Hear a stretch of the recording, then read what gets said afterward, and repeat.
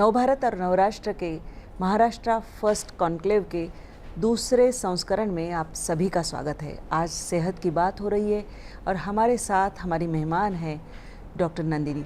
आपका बहुत बहुत स्वागत है। मैं आपको बता दूं कि डॉक्टर नंदिनी न्यूरो सर्जन हैं और न्यूरोलॉजिकल डिसऑर्डर्स के बारे में आज हम उनसे बात करने वाले हैं। अमूमन डॉक्टर ये सब ये सोचा जाता है कि कोई न्यूरोलॉजिकल डिसऑर्डर अगर हो जाती है तो आदमी इसलिए डर जाता है कि उनको लगता है इसका कोई रिवर्सल नहीं, कोई इलाज नहीं है। एक तो डिसऑर्डर्स कौन सी है मेजर और किस तरह से वो ट्रीट की जा सकती है? बिल्कुल सही कहा। ये माना जाता है बहुत सालों से कि एक बार अगर ब्रेन को डैमेज हो गया तो वो रिपेयर नहीं होता है। पर आपने मुझे इंट्रोड्यूस किया न्यूरोसर्जन, मैं न्यूरोसाइंटिस्ट राइट। तो मेरे रिसर्च मैंने की Tata institute of fundamental research में। तो वहाँ हमने एक्चुअली उस समय पे देखा गया कि ब्रेन रिपेयर हो सकता है और वो हो सकता है सेल थेरेपी के माध्यम से। तो उनको जब हम मदद करते हैं जो सेल्स जो टिश्यू और ब्रेन को रिपेयर करने के लिए, तो उसके माध्यम से हो सकता है। और बहुत सारे ऐसे इलाज हैं जिसे हम मानते हैं कि जिनका कोई ट्रीटमेंट नहीं है, उनका इलाज अभी हो पाता है। एक है डेफिनेटली ऑटिज्म, इसके बारे में काफ़ी चर्चा हुई है। उसके अलावा जो जन्म से विकलांग होते हैं बच्चे, जो ऑक्सीजन की कमी की वजह से ब्रेन डैमेज होता है। जब बहुत सारे जो इंडिया में प्राइमरी हेल्थ केयर बहुत सारे जगहों पे विलेजेस में कम होती है, तो जब बच्चा बाहर निकलता है वो सांस नहीं लेता है, कहते हैं ना, रोता नहीं है, मतलब ऑक्सीजन ब्रेन तक पहुँचता नहीं है, जिस वजह से ब्रेन के अलग अलग हिस्से में डैमेज होता है। और डैमेज जितना ज़्यादा है उतनी विकलांगता ज़्यादा दिखती है। तो उसको कहते हैं सेरेब्रल पॉल्सी। वो एक कंडीशन है जिसका इलाज अभी हो पाता है। फिर है इंटेलेक्चुअल डिसेबिलिटी, मतिमंदता या गतिमंदता जिसे हम जानते हैं, जिसमें शरीर तो सही से बढ़ता है लेकिन समझ बुद्धिमत्ता कम होती है। और ऐसे बच्चे फिर खुद का जीवन जो है स्वावलंबी नहीं रह पाते हैं, उनको बहुत सारा सिखाना पड़ता है, लेकिन ब्रेन में कमी होती है इसीलिए सीख नहीं पाते हैं। तो मतिमंदता गतिमंदता का इलाज हो पाता है अभी। फिर मस्कुलर डिस्ट्रॉफी नाम की एक बीमारी है, जो स्नायु दुर्बलता जिसे कहते हैं। तो ये जो कंडीशन है, कुछ एक पर्टिकुलर टाइप है जिसे कहते हैं डुचेन मस्कुलर डिस्ट्रॉफी।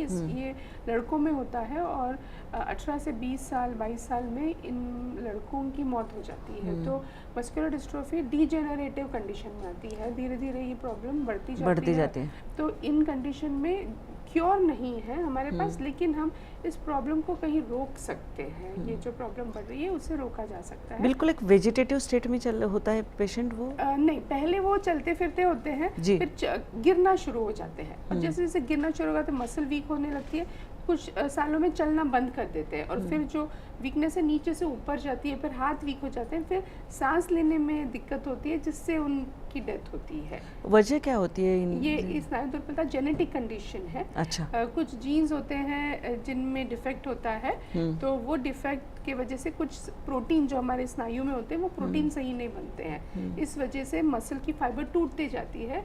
हम अगर दौड़ते हैं तो हमारी भी फाइबर टूटती है, लेकिन वो दोबारा रिपेयर हो जाती है। पर इन बच्चों में, इन लड़कों में ये रिपेयर नहीं हो पाती। तो जो सेल थेरेपी और स्टेम सेल्स के माध्यम से वो रिपेयर कैपेसिटी हम बढ़ा सकते हैं। तो भले ही हम इसको पूरी तरह जड़ से नहीं निकाल सकते, लेकिन इसकी जो प्रोग्रेशन है, ये जो प्रॉब्लम है, चलता फिरता बच्चा हम ज़्यादा दिन चलता फिरता रख सकते हैं, उनको व्हील चेयर पे आने से रोक सकते हैं। तो ये है। फिर हेड इंजरी और स्पाइनल कॉर्ड इंजरी बहुत कॉमन है। अभी हम ये देखते हैं कि जो है बाइक और कार बहुत फास्ट रेस करते हैं, कितने सारे एक्सीडेंट्स हमारे यहाँ पे हमें दिखते हैं। तो बहुत सारे लोग कमर के नीचे, गर्दन के नीचे पैरालाइज हो जाते हैं। अपने यहाँ पे अभी दही हांडी होगी, दही हांडी में तो कितने एक्सीडेंट्स होते हैं। सर्वाइकल स्पाइन इंजरी बहुत कॉमन है। तो ये जो बहुत यंग होते हैं, 19, 20, 22, 23 साल की उम्र में ये पूरे विकलांग हो जाते हैं। तो इनका पुनर्वसन हो सकता है। पुनर्वसन के साथ पुनर्निर्माण जो शास्त्र है, वो रीजनरेटिव मेडिसिन और सेल थेरेपी के माध्यम से इनका जीवन हम कुछ हद तक फिर से ट्रैक पे ला सकते हैं। हेड इंजरी, कोमा में जाते हैं पेशेंट्स, इनको हम कोमा से बाहर निकाल सकते हैं और इनको जागरूक करके एटलीस्ट कुछ हद तक वो स्वावलंबी कर सकते हैं। एक आपने जिक्र किया कि ऑक्सीजन की कमी, मतलब ये क्या वजह, मतलब ये प्रेगनेंसी में जो सही अगर एहतियात नहीं बरता जाए तो इसके चलते ये होती है कॉम्प्लिकेशंस वन क्या ऑफ द है? रीजंस है। अगर प्रेगनेंसी में अगर मदर की जो है हेल्थ अच्छी ना हो, जी। अगर हीमोग्लोबिन कम है, अगर वो खाते पीते नहीं है सही, कुछ इन्फेक्शन हो जाए, या फिर जो प्लाजेंटा बनता है, जो नाड़ बनती जी, है अंदर से, बिल्कुल। वो सही से नहीं बनी है, प्लाजेंटा प्रीविया कहते हैं, अंदर से ब्लीडिंग हो गया, ये एक हो सकता है।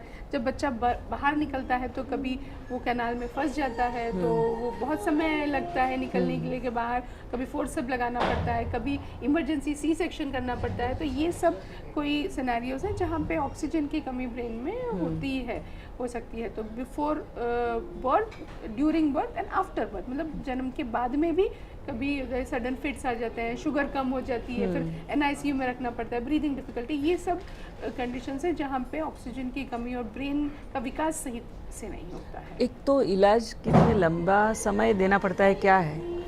देखिए, ब्रेन डैमेज जो है इजीली रिपेयर करना मुश्किल संभव है, नहीं, संभव जी। नहीं है।